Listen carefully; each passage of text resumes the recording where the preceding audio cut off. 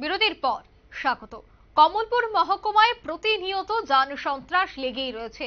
আজ আবারও যান দুর্ঘটনা। জানা যায় স্কুটি এবং গাড়ির মুখোমুখি সংঘর্ষ, আর সেই সংঘর্ষে শহীদ উদ্দিন নামে 25 বছরের এক যুবক গুরুতর আহত হয়। গুরুতর আহত যুবককে ধলাই জেলা কুলাই হাসপাতালে রেফার করা হয়।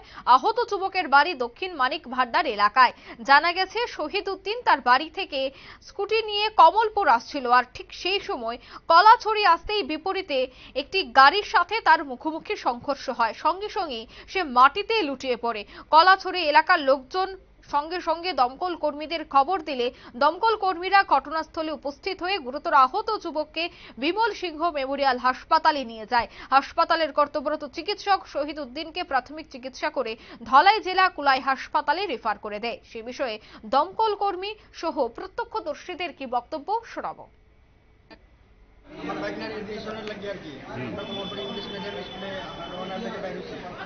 আমরা অত্যন্ত খারাপ তবুও 30-40-এর মধ্যে আমরা স্পিডটা আসি 40। তখন গাড়িটা বগুলের গাড়িটা আসে না, এই বাম সাইডের দিকে আমরা এমনি যাইতেছি, বাম সাইডের দিকে এমনি ঘুরে গেছে বাইকের মধ্যে। স্কুটি তো বাইক না তো স্কুটির মধ্যে পাউটা পড়ছে, হেড ঘুরাইছে তো এটার মধ্যে লাগার পরে আমার বাইনার আমার পাউ। তার নাম কি? তার নাম সাইফুদ্দিন। সাহেবউদ্দিন। আর বাবার নাম? কলাছড়ি হয়েছে ঘটনা। আচ্ছা, কি হয়েছে? আমরা অফিসে শোনাই যে একটা অ্যাক্সিডেন্ট হয়েছে, আমরা সঙ্গে সঙ্গে গেলাম। একটা স্কুটির সঙ্গে একটা গাড়ি মুখোমুখি সংঘর্ষ করে স্কুটির ড্রাইভারকে তারপর আবার মানুষের মধ্যে। আচ্ছা, ওনার নাম জানেন?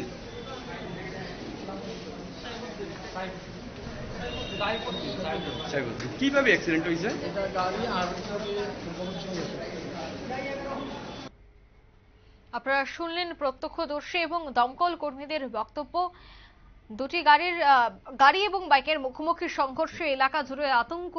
কমলপুর আমবাসা সড়কে প্রতিনিয়তই এই ধরনের যান দুর্ঘটনা লেগেই থাকে।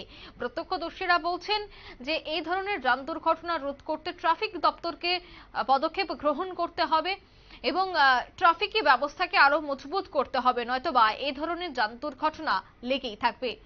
নিয়ে নিচ্ছে ছোট্ট একটি বিজ্ঞাপন বিরতি, সঙ্গে থাকুন।